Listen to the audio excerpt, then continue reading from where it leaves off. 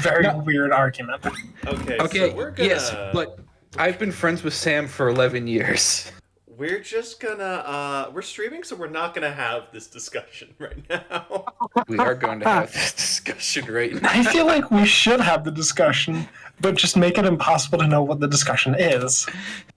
Okay, I guess for the removal of maximum context, we could start with the lead poisoning fucking argument. That was not a fucking thrown in superfluously or for intensification. This is saying that lead poisoning makes people quantifiably hornier, which technically it does, but not in the... Okay, so you guys are entering... Speaking of lead poisoning, you guys are entering the dark rooms. Speaking of lead poisoning, here's the dark room. So as you guys enter, Bill, you enter into what looks to be a changing room, like a place where people would change into like work uniforms, have lockers, store stuff for the work shift. Okay. Wardrobe department that's completely run down. So, how well lit is this entire area? Because I'm sort of been imagining like a rundown theater inside a giant infinite void. That is accurate. It is almost pitch black. Your electrosense and hyperperception are basically the only things letting you see right now. Okay, there's no light in this room? There are things that seem to be... There are certain items in this room that seem to have light on them, but there's no source of light for it to come from. Okay.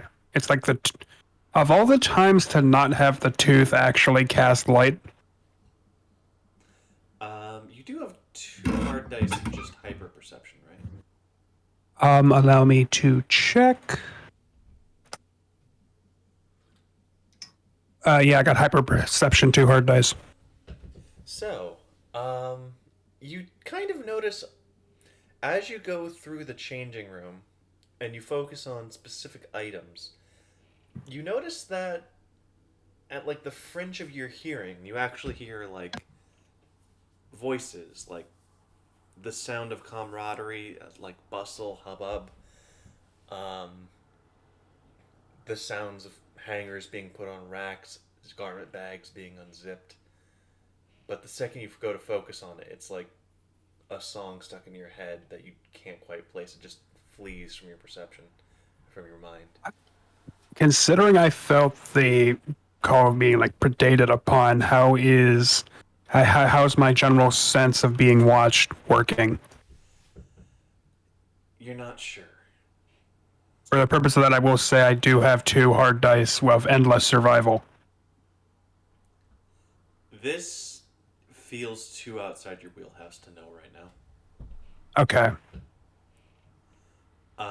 Do you have anything you want to try in order to suss out what's happening or to work through what's happening here?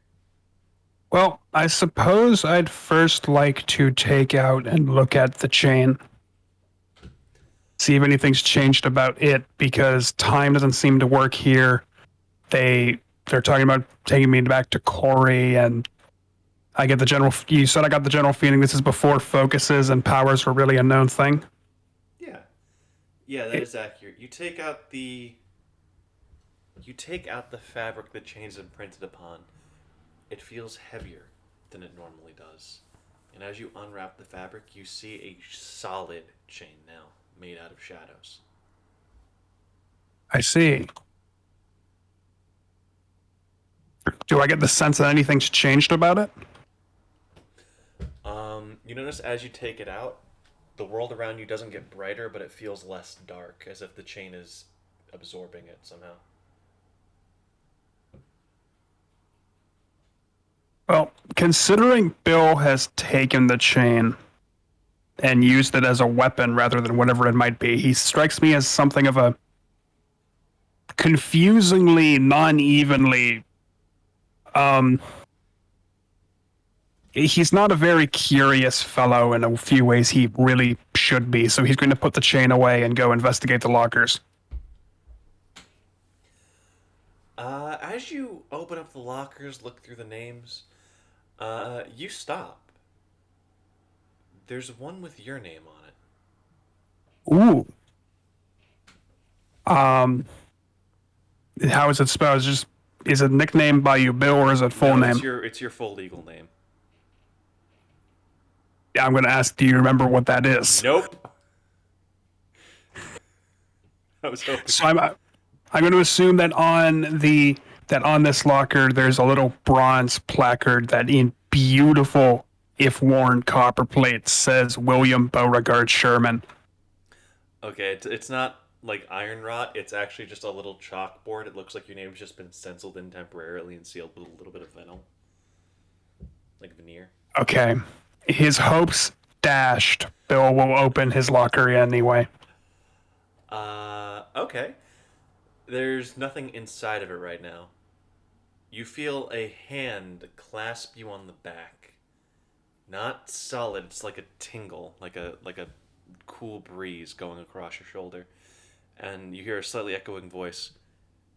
Yeah, you haven't gotten a garment yet. You gotta see wardrobe to get fitted. All right. Could you direct me to where wardrobe is? All right. You turn around and you see a very finely dressed member of the Midnight Crew, but not the ghostly, weird kind. Like, not the almost feral, dead-named version you saw when you came in. This guy just... You can't really place his face or features, but he just looks like a normal kind of bouncer you would normally see. He's like, yeah. Wardrobe, you're going to go straight past the toilets there.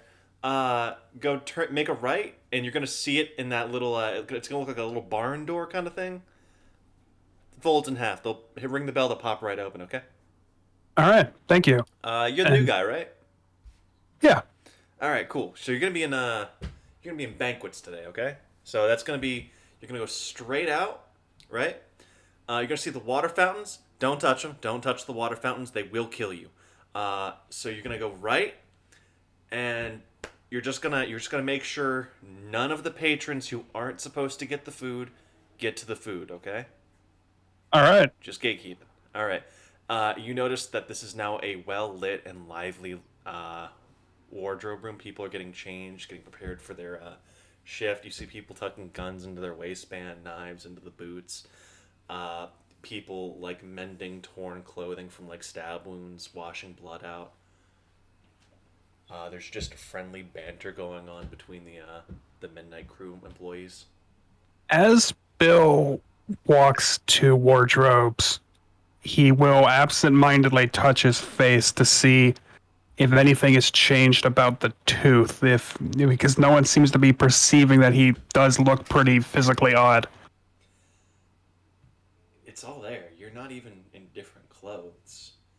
You do notice the tooth is humming. It doesn't seem happy with this in any way, shape, or form. All right, well, Bill doesn't normally give a shit about that, but he will be on high alert. Doesn't really care what that fucking thing thinks. As you focus back in from touching the tooth, you realize you're back in a destroyed hallway. Half these hallways are collapsed. The instructions you were given make no sense. But hanging from a nearby pipe, there is a fop cap. A hat with William Beauregard William Sherman Beauregard? William Beauregard Sherman. William Beauregard Sherman on the tag. All right. And we're going to cut to propulsion. You enter what looks to be a dance floor, honestly. Fractured. Honestly, squares about as large as, like, small parking lots form up the lights on these floorboards, or on this dance floor. You see some of these squares have been removed with what seems to be great force. In the center, you see a crater that fractures the bedrock this place is built upon. Well, hold on a second. That's a big hole. What the hell? Hold on a second. 1 second. Ocean leaned forward and found a quarter. He leans forward, yells hello into the crevasse. Find a penny, pick it up for the day you have good luck? Question mark. Hey Seth, what does the crevasse say back? It says what I just said there. As he finds a quarter and is confused that it's not penny. Proportion is not lucky today. The void. Well, that's one a willpower. damning thing for the peanut gallery to say.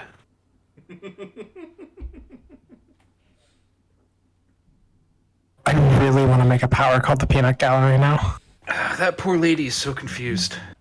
What happened? This, like, what sounds like an old lady has called me twice in the past 2 days, asking for someone named Jim. Blacklist the number, no mercy. She Okay, is so confused. so, staring down through the fractured surface of the dance floor, you make a perception check for me. Oh, shit. Oh, this ain't my perception character. I mean, on the bright side, he has stability out the ass. Hold on a second.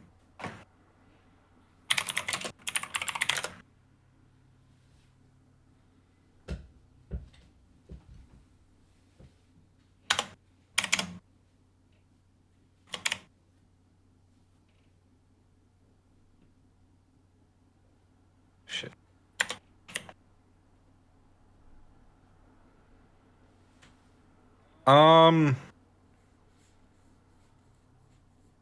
Two fives. Okay. As you look down through the fractured skin of the dance floor, for lack of a better word, you notice that it's not quite the structure you would expect to see on the bottom. It's more like an industrial kind of metal floor beneath it, like something you'd see in a workman's or like an oil rig, perhaps. And suddenly you notice you hear the sound of rain coming from the roof, an unimaginable height up. You can't see it as it fades into the dark. Hmm. And the edge of your... Oh, sorry, go on. I'm gonna shoot a fireball up. You see Try the and- silhouette of an oil rig above you. Neat. Just checking. I'm just gonna send you...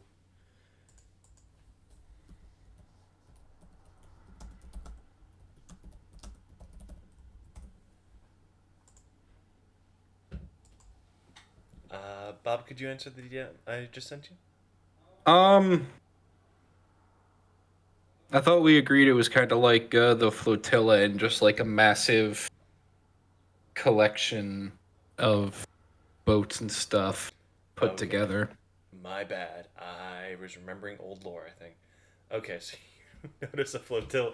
Sorry, you see the silhouette of cobbled to get like a ship's graveyard. Sorry about that. Like a ship's graveyard. Baling wire and cables drawing them together to form kind of the edge of a familiar town. Nope. Nope. Nope. Nope. Nope. Nope. Nope. Nope. Nope. Nope. Nope. Nope. Nope. Nope. Nope. Nope. No. Just keep walking. All right. You accidentally bump into. You bump into the what looks to be a average bar patron. He goes, "Hey, man, fuck." He looks down at his like weirdly designer, shitty leopard skin T-shirt, sleeveless, of course. You see some awful mixed drink just spilt across the front. He goes, "My man, this is a 700 credit T-shirt. What the fuck are you doing?" I don't believe you in the slightest. And if you paid 700 credits for that, you overpaid.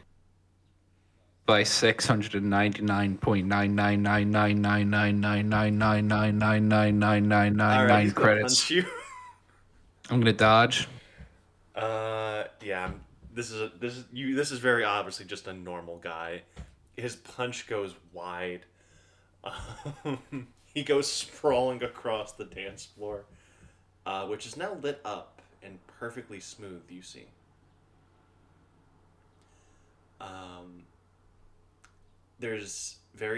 The sound of pounding rain turns into the beat of bass as the ground shakes, and you're suddenly buffeted by a crowd that's just fading in from the shadows. I'm gonna try and get off the dance floor. All right, make a weirdly enough to work your way through the crowd. Make a stealth check for me. Stealth is coordination, right? Yeah, it is.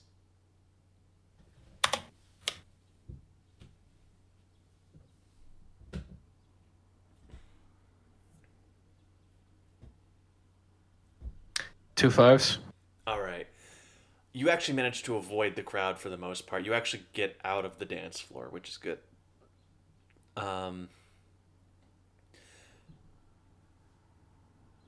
That's very good because the second you get away from the dance floor, you see gas canisters go off and you hear screams from the crowd. Is the Supreme Hit Squad come to kill you for insulting that shirt?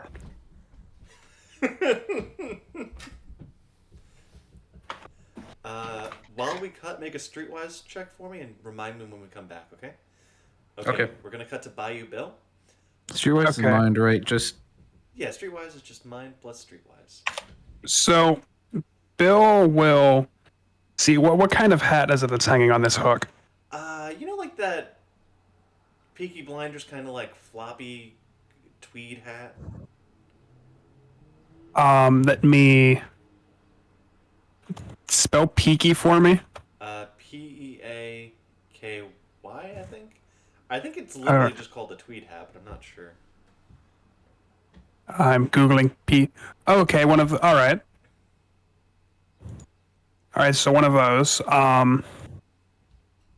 Bill will sort of straighten his clothes out, try to work any wrinkles out. He will he'll pick this hat up. He'll take off his current hat, which is some ratty ball cap he found. Is there a trash can nearby? Make a perception check. You know what? Yeah, there is a trash can. There's plenty of trash cans actually around here. All right. Bill has an unfortunate habit of ruining his hats. He does like wearing one, but they almost always get ruined when he uses the bite. So he'll take his ruined ball cap and toss it. Or,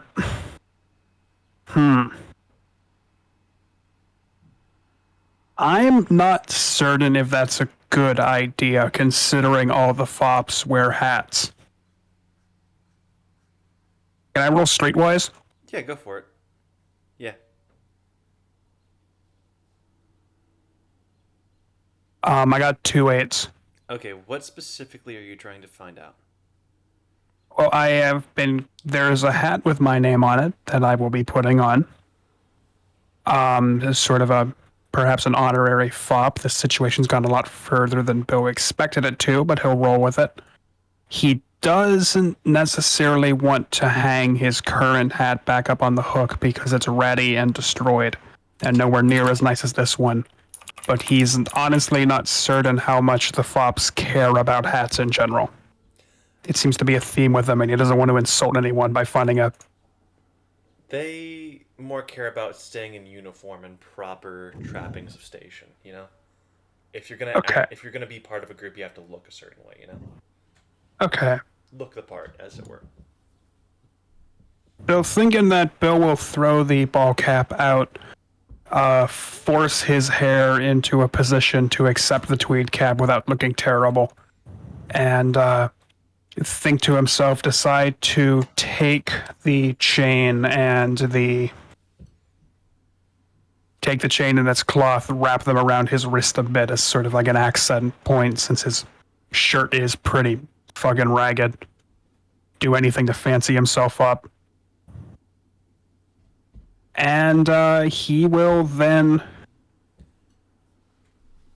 I do have take to a ask, moment. when you throw away Yes. the cap, do you throw it on the ground or in the trash can? Oh, in the trash can. I would not dare litter in the Midnight Cruise place. Okay, thank you. Answer noted. Okay, so, what are you doing as you Bill make your might be an alligator, but he's not an animal. Okay, so what are you doing now that you have the chain wrapped up and you're heading out? Well, I don't actually know where specifically to head, so Bill will try to like unfocus his eyes or something to see if he can go back to that previous fixed up place.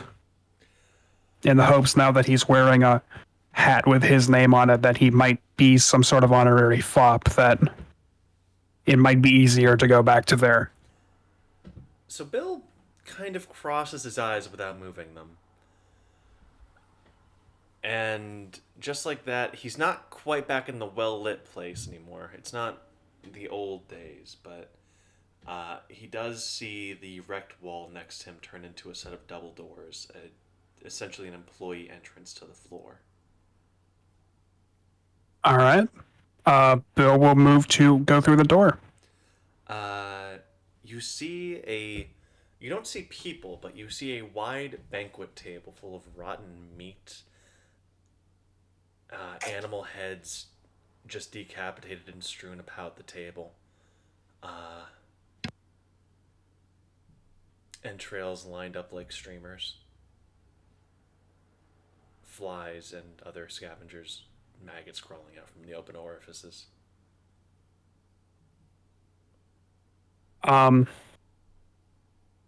Bill will have a moment of nausea, not so much as what's on the table, but as how interested the tooth is in what's on the table.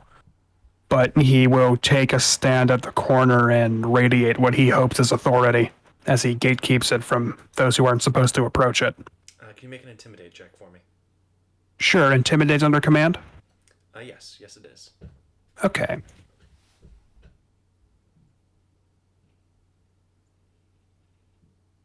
Ooh, 3 10s. Okay. You notice that the darkness actually recedes from this place for a little bit, and coalesces into a crowd of people. This is a group of definitely pre-awakening people. The clothes are more normal. They look softer. Not hardened by the city as it is now. Yeah.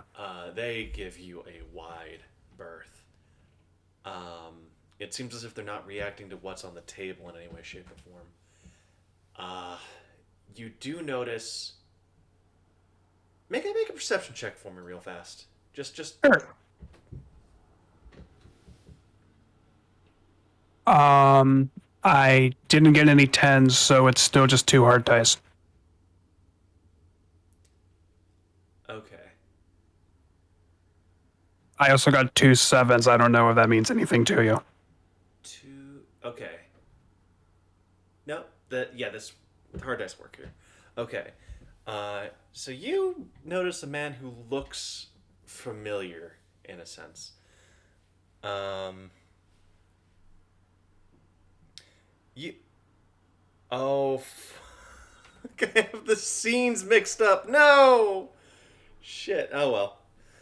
You notice a man that looks like Johnny Switchblade, but about 2 feet taller and 400 pounds heavier. All muscle, 3% body fat.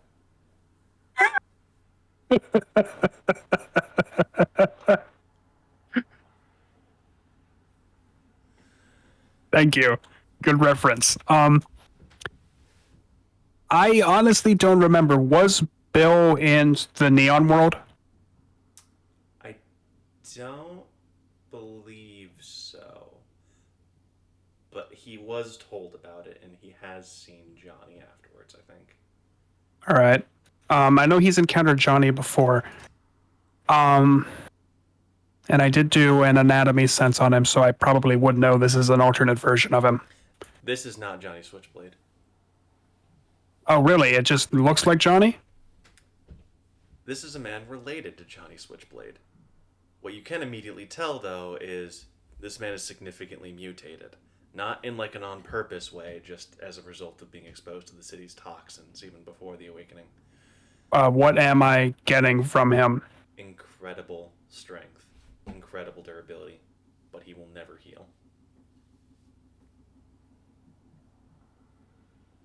If you put Chance Maverick into this setting without telling me, Sam. Okay, all right. You're not sure if he's intimidated or not, but he does. It looks like he was about to step up, but he fades back into the crowd. I try to keep my electroperception and anatomy sense just focused on him. Keep track of that one. He seems.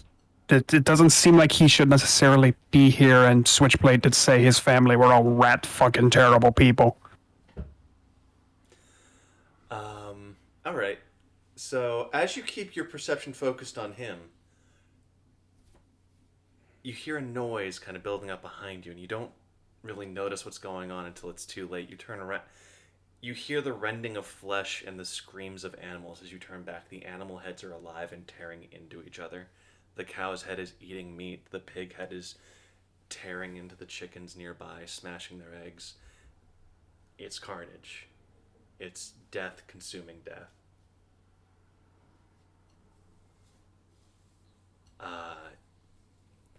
You feel the tooth vibrate at a fever pitch and then suddenly go deathly still as you see the meat beginning to condense into a single point.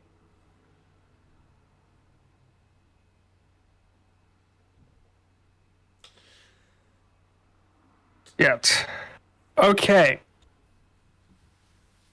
Bill is now having a crisis because he doesn't know he knows just enough about the tooth to know this is maybe the worst thing that could possibly happen to him. And two, he was told to watch the table.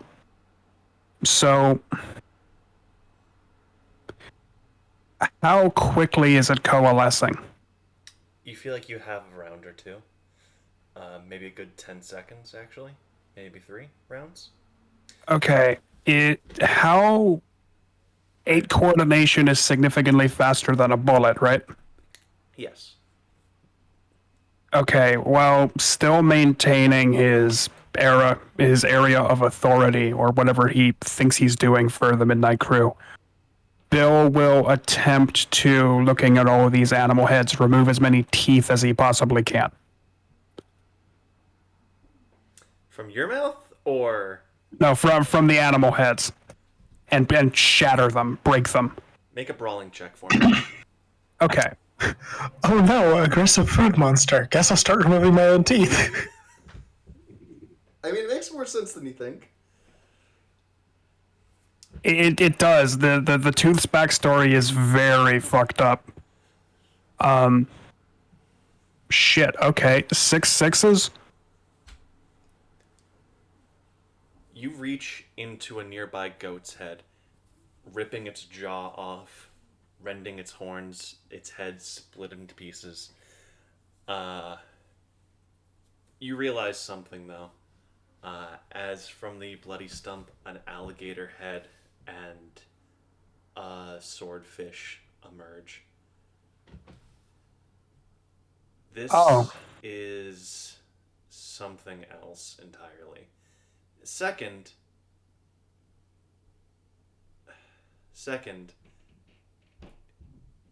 every power you have that does not have native power that is tied to your tooth, it has left you.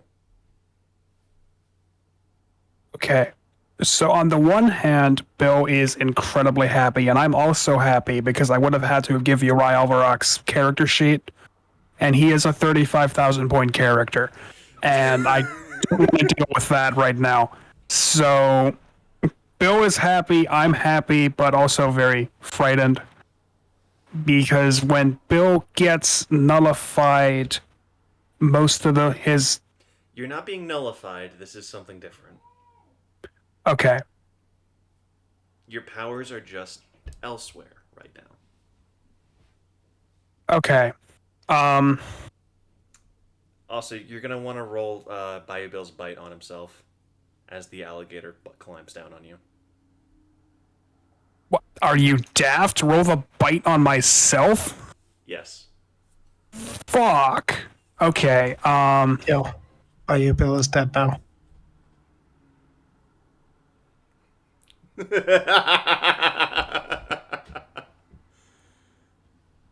Okay, I got a 10, a 9, 2 sevens, a 1, and a 4. And I have 4 wiggle dice. Those wiggle dice will be set to 10. So that's 5 tenths. Correct. 5 tens, and the bite has. Shit. 4 attack levels and 4 penetration. So that is. Wait, but also engulf. Oh shit. I believe your extra tough does have native, does it not? Let me find out. I sure hope it does. My armor does, my extra tough doesn't. Okay. Just calculate the damage. Tell me how much you're overfilled by, and hold off on spending willpower till the end of this round. So this seems like if it's 5 plus 4, that is 9 shock and killing to all hit locations. Should be, yes. All right, let me just verify there's nothing else going on. 9 shock and killing. It has daze. If I'm using it on myself, do I still take the backfires and everything damage as well? You do not take the backfires, the chimeric mass. Sorry, the Okay. predatory manifestation will. Okay. So, that's 9 shock and killing to all hit locations. And I have light armor rating of 4. Okay, so the shock goes down to 1, and you're going to be taking. You said 4? Yeah. Okay, so you're going to take 5 killing and 5 shock to all hit locations. Shit. That's so much fucking damage. Okay, so Just hold off on spending willpower for right now. Because what happens is, as the alligator mouth, as the maw distends, distorts, and becomes this bloody, black, rending mass of teeth and death, and just slams into you, you're slammed into the floor, the concrete shattering around you as you're bounced into the air. You fall on a bloody heap. You feel a set of hands on your back as you're wrapped in a very fine set of cloaks and honestly a midnight crew uniform. As you hear a whisper that says, "I told you to go to wardrobe." You're going to gain a temporary 4 extra hit boxes to all hit locations, and you're going to have a healing factor of 4 hard dice, but it has non-physical, or like it's a no physical change. So what the what does that mean? you're going to heal, but not really. You're going to be Oh, treated as if you're healed, but the damage is still going to be there. I see. Is there anything from the tooth coming back? Not yet. You see the mass of meat has grown several appendages and is weaving into a new form. All right. As you're attacked, you see several knives, gunshots, and caps with blades whip out and rend into it. You hear some mantras being chanted along the periphery of your perception, but you can't quite hear them right now. Can I see its shadow? The chimeric mass's shadow? Yes. Well, it's a perfectly dark room, so you would want to create a source of light first. Again, it's a real shame the tooth doesn't cast light.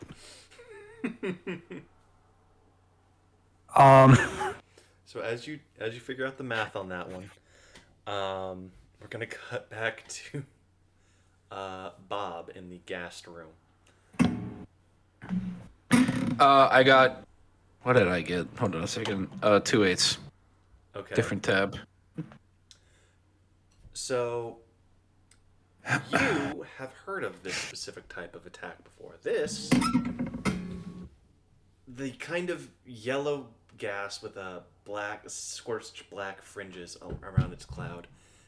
This is a very standard gas used by the Reich.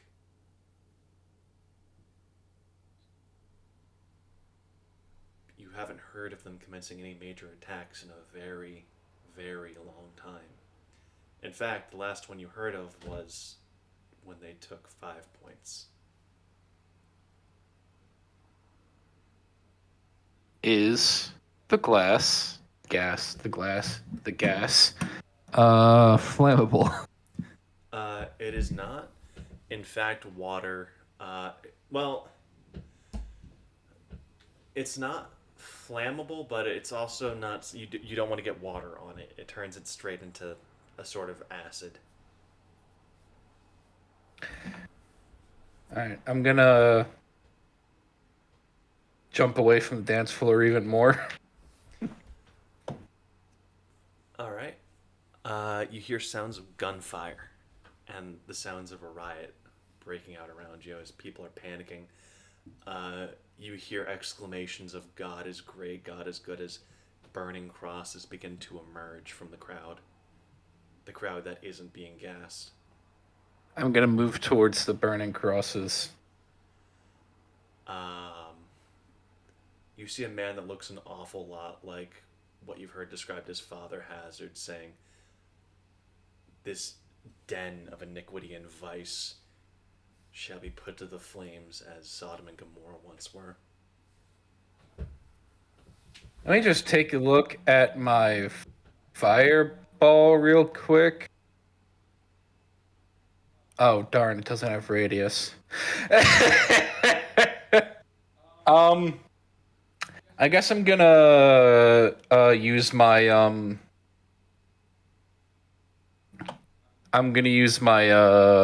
movement power to get into the middle of them.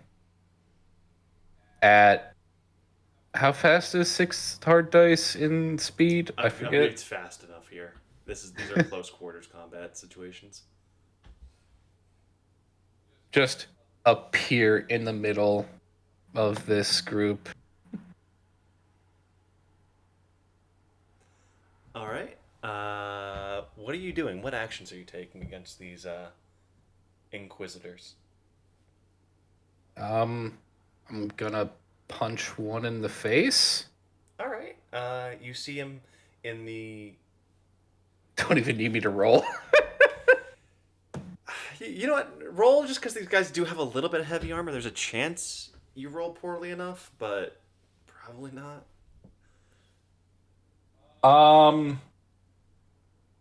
Okay. So we got. Whoa.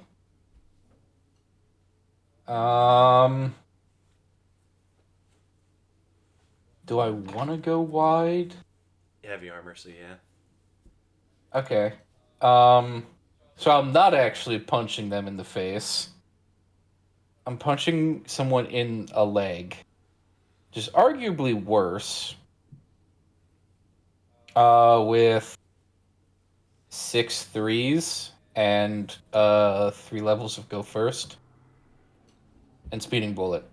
And burn. So with a fiery streak, you drive your fist down, and with a resounding clap, you hear your fist collide with metal. You know, though, but it's not the metal of, like, plate mail or the chain mail of Crusader. It is the dull iron ring of a Mark III as its leg collapses and you're suddenly finding yourself in the rain. Covered in a wide circle fluid, the burning of the neighborhood around you, alarms, the bass of the music turning into the dull bass of the alarms.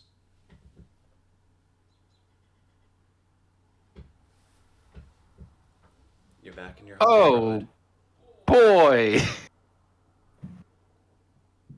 but you're not where you were when it happened. See, you took one side. This is the other side of the conflict. As you see the leviathans coiling off in the distance, and you catch a very familiar silhouette in the distance darting around. Cyclones forming, wind blowing.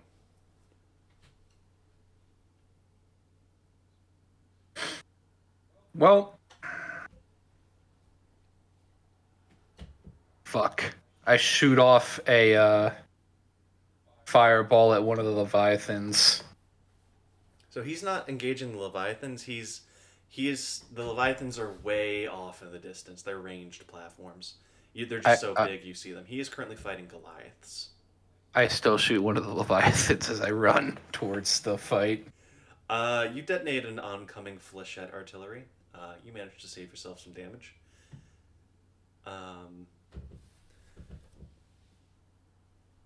What was your friend's name, Bob? Do you remember? I don't think we ever got that deep into the backstory. Okay. So you see his red hair, and you see the wind as he's darting around. He's always had a smile up until this point. He's always been the one keeping things bright and light around here. He doesn't look afraid. He doesn't necessarily look determined. But he is focused as he manages to tear the head off of a Goliath. And you see an armor you hadn't seen at this point. What you now recognize as a Mark 7 coming up from the water. A tattered duster with it almost looks like an American flag on the back, but it only has one star.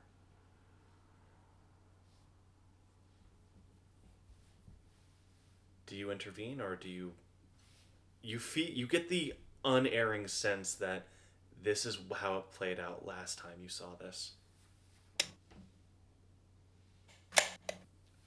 Do you want to see what happened, or do you want to try and intervene?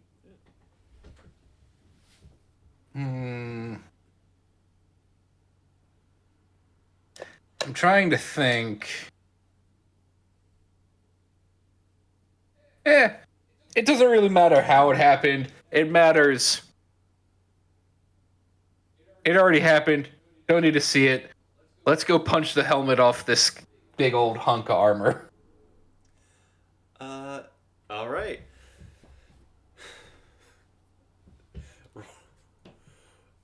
Roll for me.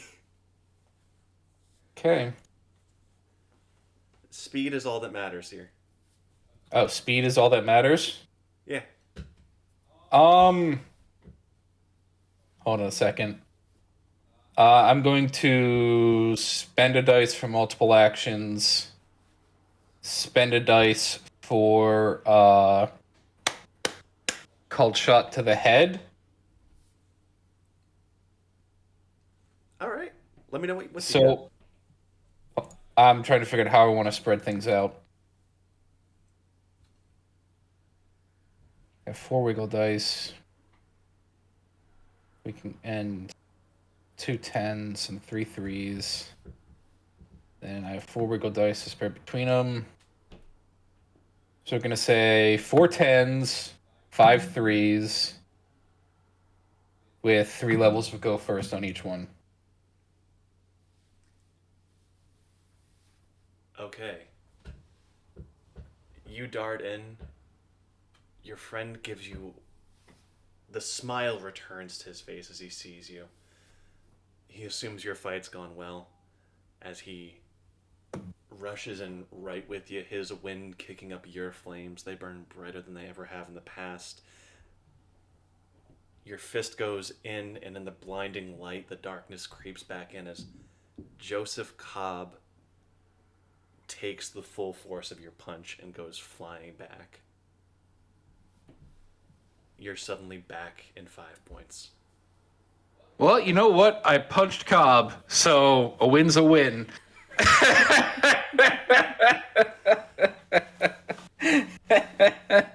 Catharsis is catharsis. You're in a situation. You see Cobb sprawled on his back. He's currently digging his. He pushes his hand through Heartless Bob's ribcage, who you see he has cradled in his arms, into where his heart is, or was. You follow his gaze. His gaze is not on you. It is on the platform above you, as you see the picture of like the propaganda stereotypical Aryan, bent over backwards across a railing. Corey with his arm elbow deep in his innards, knife to the Aryan's throat, with the most singularly hate-filled gaze focused on Cobb you've ever seen. You're on one side of this engagement, and they're both looking as Urban Decay rots his way through a wall coming onto the scene.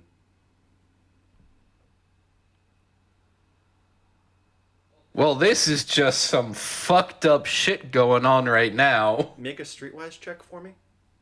The matches. This seems weirdly familiar. You've heard of this before, but you can't place it. This happened in the past, you think. Well, I hope so, or the people I'm working for are fucking liars.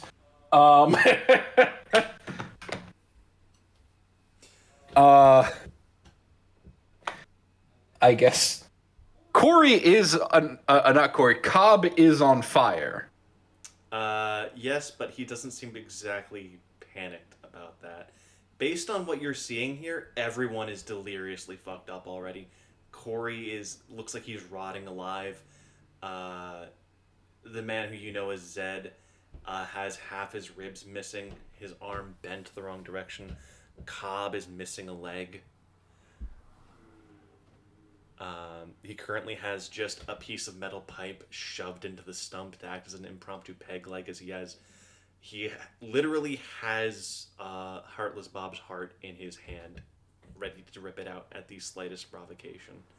And Urban Decay is Urban Decay. It's hard to tell with him.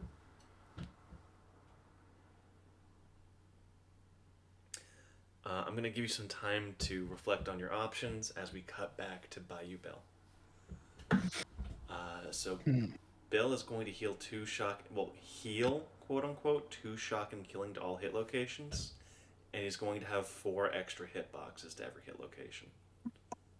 Okay, so assuming that the damage counts as healed and he won't die to this, I don't believe I need to actually spend any willpower with the 4 extra hitboxes.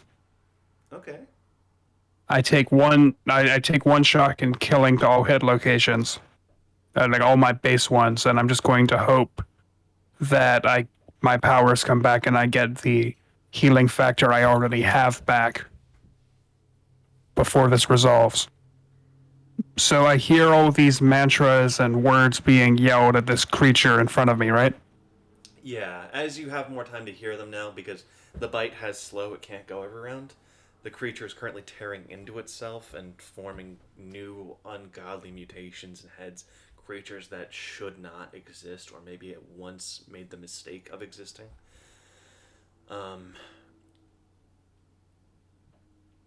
right. You hear some of the mantras are things like, man did not claw his way to his current position by tooth and nail. He forged and he built.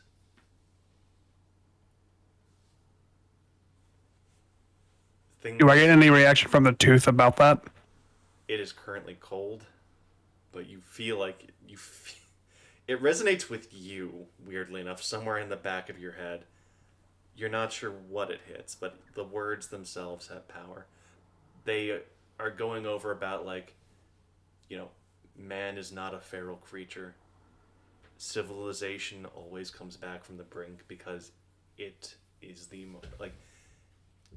nature loses because we're better, kind of. It's I will say the opposite of the thing in the tooth is a basically just a god of the hearth. So these mantras are basically directly antagonistic to what Bill has at the basis of his power.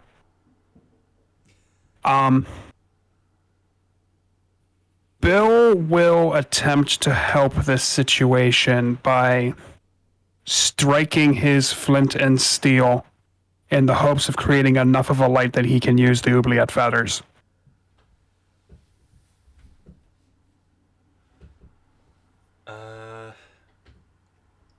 You managed to cast a bit of a shadow, but you know what? Actually, wait. No, yeah, 5 points has a hearth. Okay. So you accidentally did something here. Fireplaces and sconces light up as you strike the flint and steel. You remember that 5 points was never like a military installation.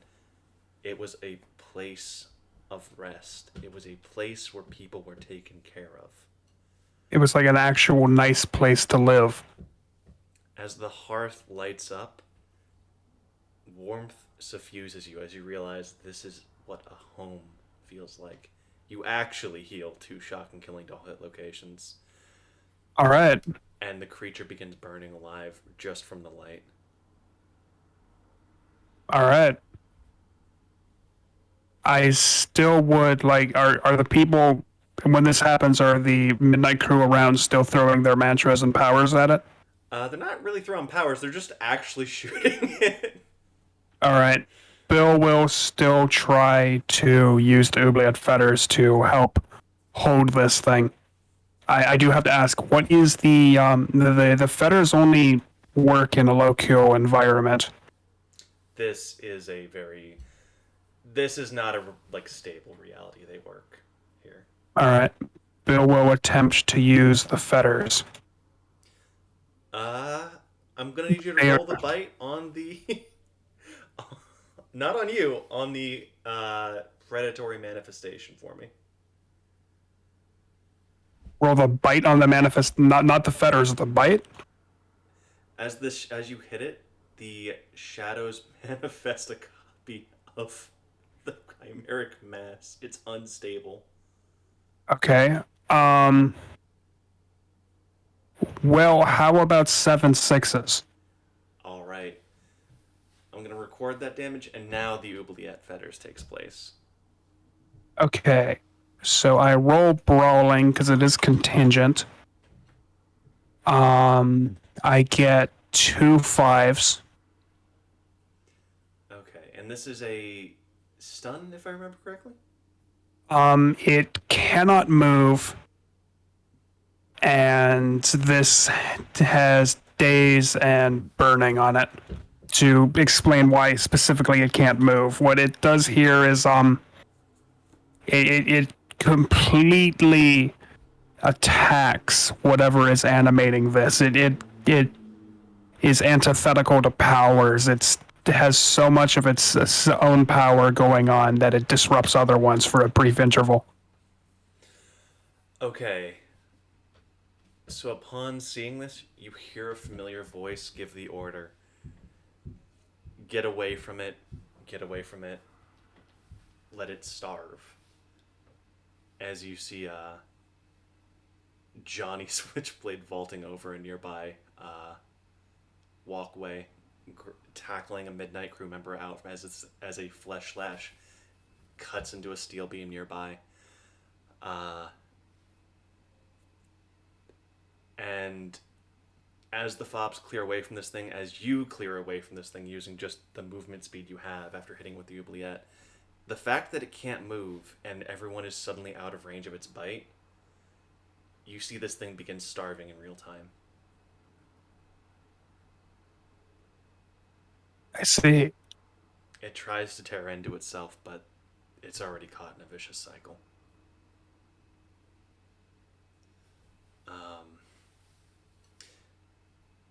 As it withers away into nothing. The table becomes empty. The music dies down. And you're suddenly in the abandoned wreck of the dark rooms once again. All right. The tooth Is glowing. Again, your powers return to you. all right. Bill falls to his knees as the healing factor begins to repair his body in truth.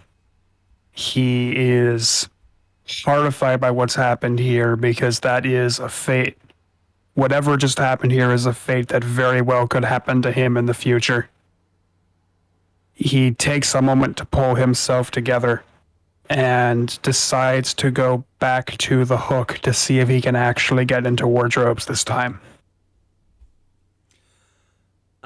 As you go back to wardrobes, you notice the door is open and there's the ghostly light of fire in the distance past the wrecked hallway, but you already know the drill for this one. You cross your eyes without moving them and you see a hallway open up to a 5 points of the past.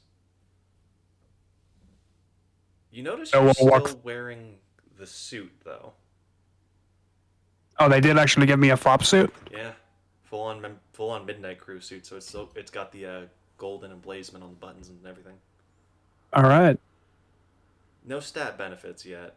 So the 4 hard dice and extra tough and the non-physical heal are gone, but it might have other properties. All right. Well, Bill will think pretty well of that. He had been somewhat concerned about presenting himself to these people. He will wrap the fetters around his hand in the standard use case he's had for them and walk through the door. Okay. You come to a cratered out dance floor. Tiles the size of miniature parking lots thrown about as you see the muscular Johnny Switchblade family member beating the absolute shit out of Johnny. Johnny is straight up not fighting back as he's splattered across the dance floor. You see people running, carrying machine guns, ammo, like crates of ammunition and artillery. You see the muscular brother, his older brother, slam him with one fist. The entire building shakes. You see about 18 feet of concrete just splinter and turn to gravel underneath of him as people people hundreds of feet away go flying 6 feet into the air. You feel a rush of wind from just the sonic boom of the fist connecting with Johnny's head.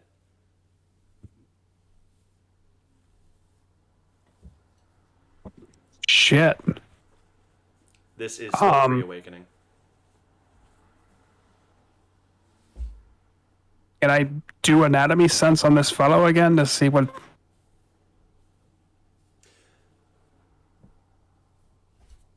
Well, what exactly is this guy? Is he just very strong? Does he have anything like healing or... There is the opposite of healing. He cannot heal. The issue is his muscle fibers are denser than Kevlar. His bones are denser than lead.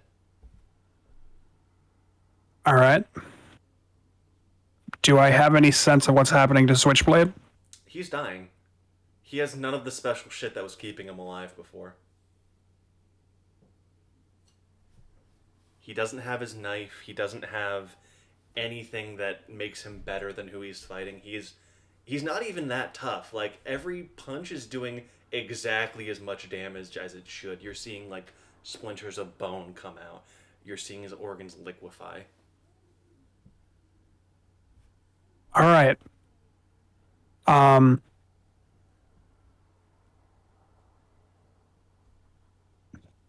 So I have an option I want to take here. So I'm going to take it. Bill will, watching this, very quickly pull what remains of the fabric he keeps the chain wrapped in knowing that this fabric was the shroud wrapped around Johnny Switchblade's body and is absolutely steeped in his powers.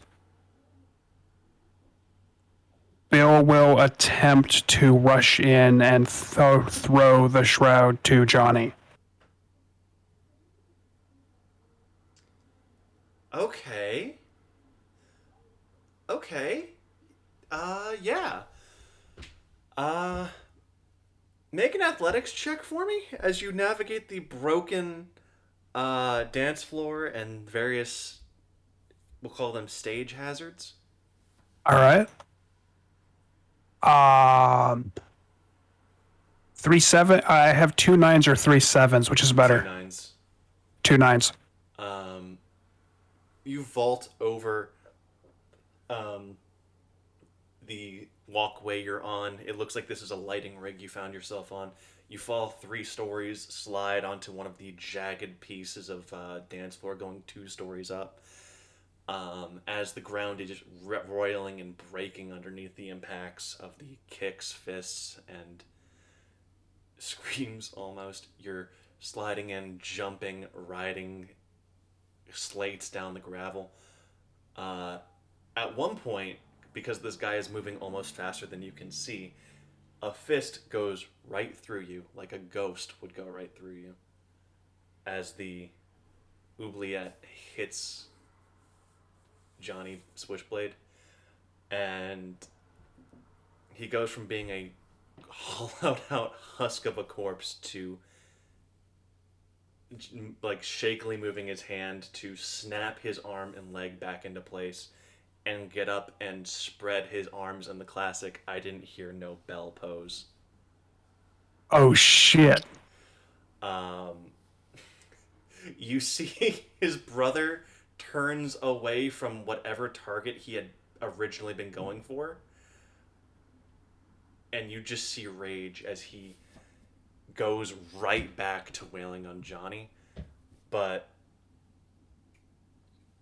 you notice that Johnny has, as his brother goes, you notice his leg gives out. You see a very, very small cut that occurred on the back of his knee. This man is strong, but your anatomy sense tells you he cannot handle even the slightest of wounds actually hitting him. His entire leg is failing from that small cut. I see. Johnny takes one step forward and embraces his brother as you notice this entire thing was just to keep his brother in one location, as all of the Midnight Crew has armed up. They've mounted artillery, they've mounted machine guns, all trained on this one dance floor as they open fire. Explosions and bullets tear into them both.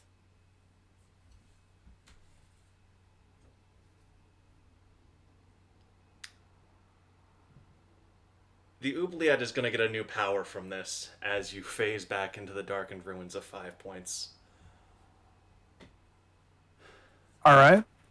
We're going to figure that out later. Yeah, it seems reasonable.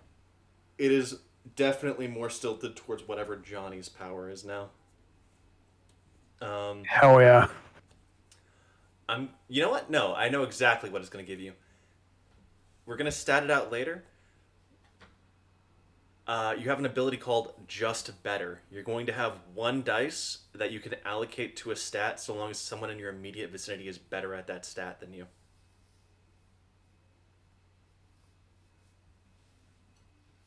So... Oh yeah.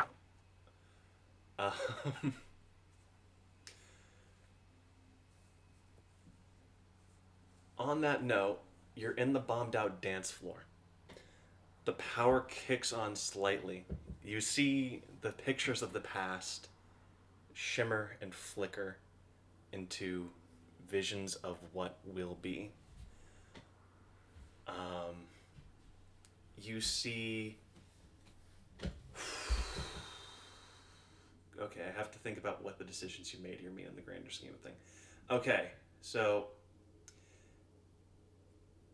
You took the fop hat, so you do see a vision on the screen of Corey eventually will march back on 5 points with the fops in tow.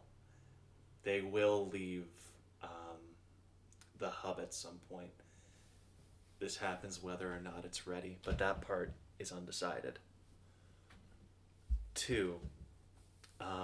The table of food. You see the berries being crushed in the hand of an iron eagle, drowning 5 points in blood. That will happen.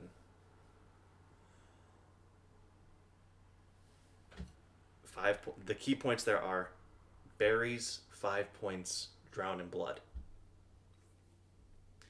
And finally, in the immediate future, you see the picture of Johnny Switchblade's knife carving the flotilla in half. Not his hand wielding it, though.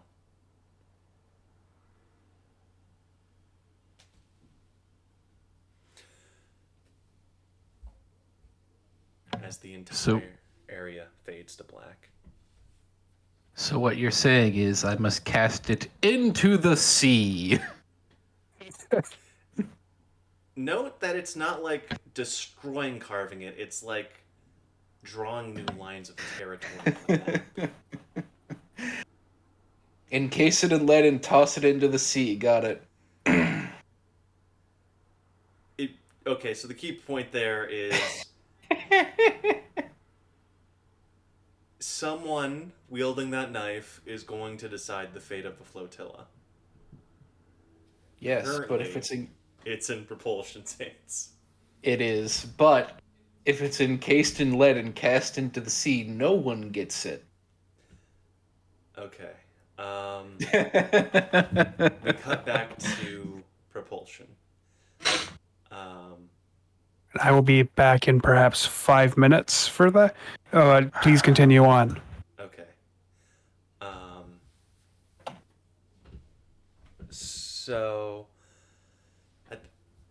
So Bob, you have Corey and Cobb in a standoff, both of them holding the person the other cares the most about hostage.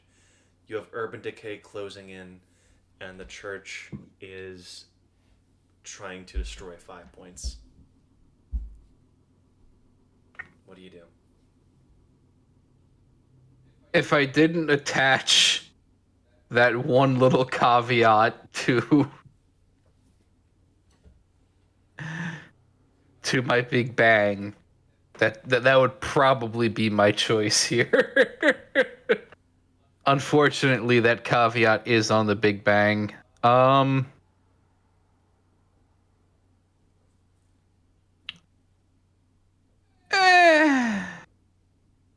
You know what?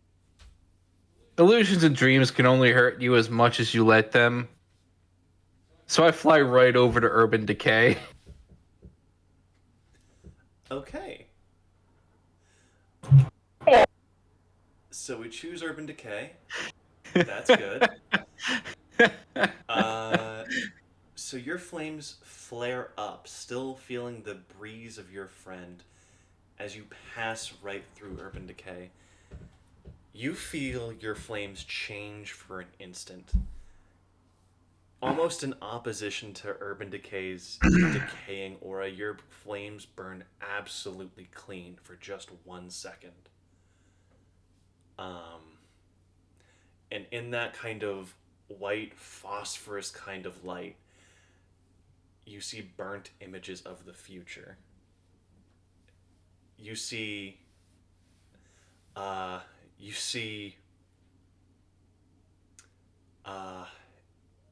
in the flotilla a Mark 7 armor. It flickers between Tristan's getup or the man wearing the single lone star, and you realize you will have the option to choose. You see Ronnie in the Iron Legion's foundry, caught out, discovered, and impaled by the man wearing the Lone Star duster. In the other, you see him caught by Tristan and let go. Those two futures are mutually... Those two futures are directly related. Finally, Just gonna mutter like, if I have the choice, the Lone Star is gonna be at the flotilla. Just gonna say that out loud in character. you see your fire form a ring around a very dark abyss, being drawn into a single point. The singularity, as you see a man standing at a very fine mahogany and gold desk, covered in shadows, a smile and luminescent eyes of a goat staring back at you, Mammon Gray. I want you to know I hate symbolism and fuck you anyway. Just an image, just a glimpse of a potential future. Yeah, that's why I'm saying it. That's why he's saying it. Just, I hate symbolism and fuck you anyway. But in his background, you don't see the dark marble and ornate office. You see a salvaging town. You see a town where people look rough and have pneumatic sniper rifles, where a bunker is suspended above the city. He's already there. Oh, beautiful. Great. Fucking great. I need to poke his eyes out. So you gain an ability called a clean burn. You are now immune to fire. Cool! And as your fire dies down, you see the scene play out where Zed gives Cobb a nod. Cobb rips out Heartless Bob's heart, throws it at Corey. Corey rips out Zed's liver and most of his internal organs, grabs the heart. You see Animal dart by, an Urban Decay member still at this point, doing a slide and grabbing Bob's lifeless body as he sprints out. Lug grabbing Corey as he collapses. They both meet each other's eyes, not quite trusting each other, but they both depart with the FOB leadership in tow as Cobb and Zed face down Urban Decay in the ruins of 5 Points. Before the scene turns completely black, I'm gonna shoot another fireball at Cobb. It's going to impact the shipping container where Lug was taking a smoke break. He's going, whoa, what the Hey guys, when'd you get here? As you're right next to Bayou Bill again on the surface. I chose a very good time to log back in. I really hate reality warpers. I'm sorry, who are we talking to at the moment? You guys found yourself back on the surface as the visions fade. Lug is taking a smoke break. Propulsion just accidentally shot a fireball right next to his head. All right, Hi, Lug. Working through some issues. By the way, if you ever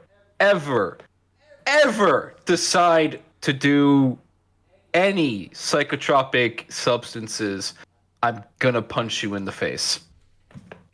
Noted.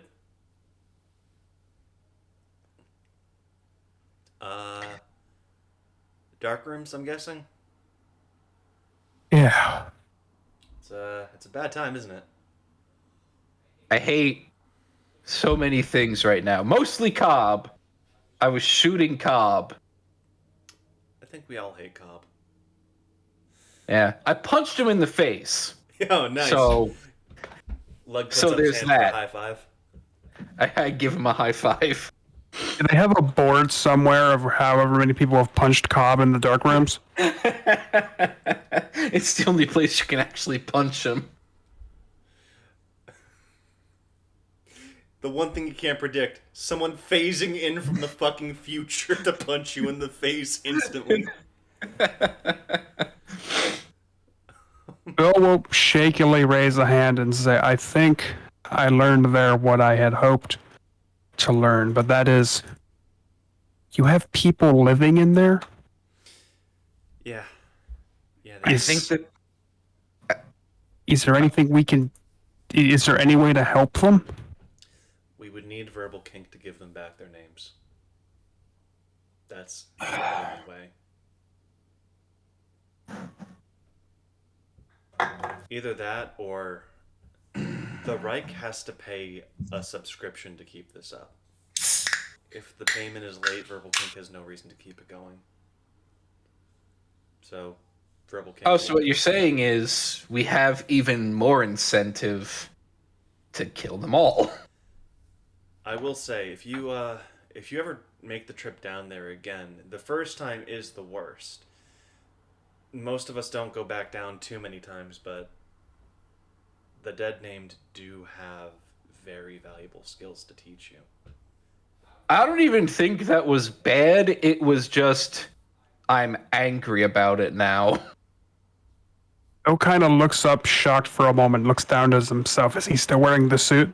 He is. Oh, Bill will have a moment of shock and say, what? I was given a suit when I was down there. What does that mean, might I ask? Means you're hired. But he's still working for us. So's Jeremy. I'm being facetious. I mean, technically speaking, it does mean they've potentially welcomed you into the fold, but it's more... Look, I'll be completely honest with you. A lot of us come from borderline feral backgrounds. Some of the city got wild. No one looked over it. No one cared.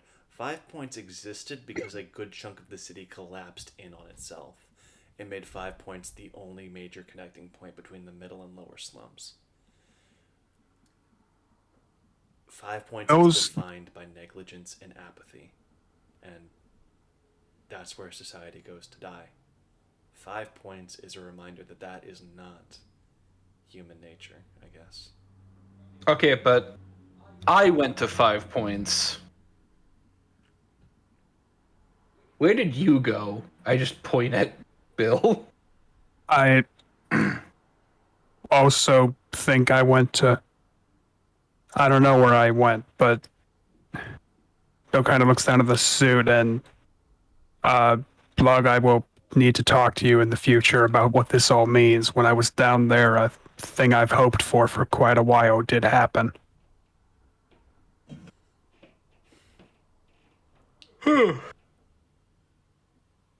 Yeah, another day though. My break's about over. All right. How long were we down there? About 3 minutes. Neat. Why does the elevator ride take so long? Because it goes down about 18 miles. Okay, so let me rephrase my understanding of the answer. Propulsion, please. We're just getting close to Mindscape horse shit. It's not worth it, man. No. I told you last time. There's a difference between Mindscape and Reality Warpers. Mindscape is an entirely separate thing, and it's bullshit, and no one likes it. Reality Warpers just fuck with you. Mindscape fucks with you, and you hate it for it. Reality Warpers fuck with you, and it's fine. It doesn't matter because it didn't happen. Can I roll empathy to see if I understand what Propulsion is saying? Yeah, go for it. I have 1 dice, so no matches. Okay, no, but here's the thing. Just better triggers. Lug has 2, so you have 2.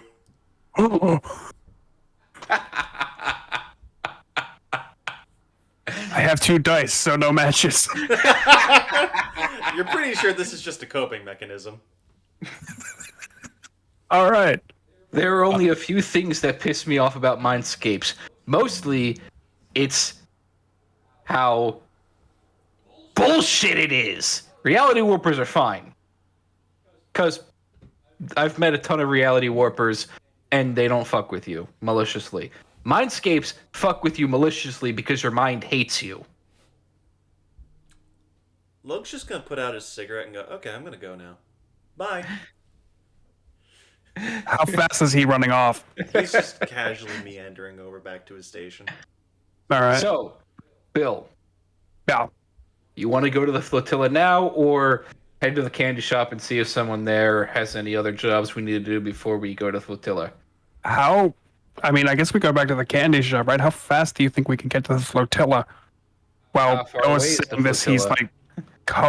like checking all over to make sure all of his stuff is in the suit pockets because his shirt and everything don't seem to be there anymore. Yeah, all your stuff's there. All your stuff's still there. Oh wait, I'm still wearing my clothes underneath that. No, like all your stuff's in the pockets. Your clothes have been burned. All right. Did I get to keep the gator skin boots? Yes. Score. Those were just glam enough that I got to keep them. All right, Bill will make sure that he still has the fetters, all of his things, the obsidian knife, and the weird magical clown joint that Wheezy gave him, and said, and turned to Karen and say, "Well, wait, Propulsion. I'm so sorry. Well, I guess fuck it, let's head on to the flotilla then." All right. So, Sam, just a question once more, because I have it in my head that having hard dice doubles the capacities. No. Okay. We move 80 miles an hour. That'll take you, like, maybe a few days to get to the flotilla at that speed. We have 6 days, right? Yeah, but thinking of, like, in character, you would know that you would just have to get the vaqueros to basically zip over and pick you up. There are much faster methods of travel at the candy shop. Yeah. Seeing all of the like mathematical equations and numbers flying past Propulsion's head, Bill will say, maybe we should just head to the candy shop first. That seems easier. Yep. Do you have a glass orb? I'm pretty sure I don't have a glass orb. Charlie hands those out like Sweet Tooth hands out candy samples. Bill will check his. Ever having a glass orb. Bill will check over his suit because the pockets aren't quite where he would expect them to be. Oh no, he has a new suit. I don't know if he'd have one. Well, if he has all his other stuff, You know, considering he had like a. wrist buttons are actually glass bobbles. Charlie's glass Ooh. bobbles. They're what? Seeing that, Bill will grin like an idiot and just kind of like, but like, like talking to his wrist. Control, come in, control. Important question. Does it have an inch of surface area? It does. Okay. Yeah, Charlie can see that then. You have a healing factor, right? Yeah. Okay. He's gonna write glass just on the very surface of your skin and glass. What up? He doesn't write "what up" as one word. He does it on two separate lines. So I'm going to say something that might make Bill very happy. Seth, are you okay with saying that, like, a micrometer of the glass gets on the suit? I'm gonna say no because I have controlled effect. Okay. Controlled effect doesn't extend to precision per se. But he has, like, 20 wiggle dice. Okay, yeah. So, Bill will say, Bill will ask what's going on. We did what we need to do with the dark rooms, and then to make room for the reply, he'll rip the skin of his hand off like a lizard molting. Okay, Tom, we weren't actually supposed to go to the dark rooms. We kind of fucked around a bit in the dark rooms. Okay, this actually is a good point to introduce something. As you see blood gets on the suit, you see the suit is self-cleaning. The blood is just absorbed into the suit.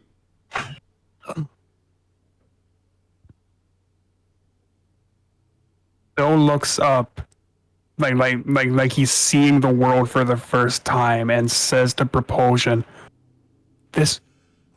I finally have clothes that the bite won't destroy. Yes!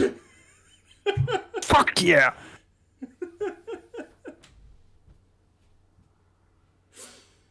Bill's so happy he does a flip. Okay, on that note, I think we're gonna call the session. All right. Captain Dumont smashes through one window and back out the other without saying a word. Propulsion's just gonna look at that and go, "It's not the weirdest thing I've seen all day." That means that this is an episode of the Adventures of Captain Dumont. Side character, let's go. Main character, let's go. I don't know how to do experience for that. We're gonna say you got abilities. That's good enough. Oh yeah. I am now immune to fire, which is going to be probably great good. once I lose my artifact. I got a magic suit and some of Johnny Switchblade's powers. You got like dollar store brand switchblade power. Yeah, but that's still pretty fucking decent, though. Yeah. It hurts though because Johnny Switchblade is the dollar store version of Johnny Switchblade. He's just Johnny- a dollar store product. I would like So what's to. the bespoke version of Johnny Switchblade? The good version? I don't know. An actual It's character. still Johnny Switchblade. It's like Johnny Switchblade is like Metal Gear Revengeance. He exists beyond parody. See, I would like to direct everyone's attention to my mention or to my post sent at exactly 8 p.m. EST. Oh, thank you. Uh-huh. Hold on a second. I need to.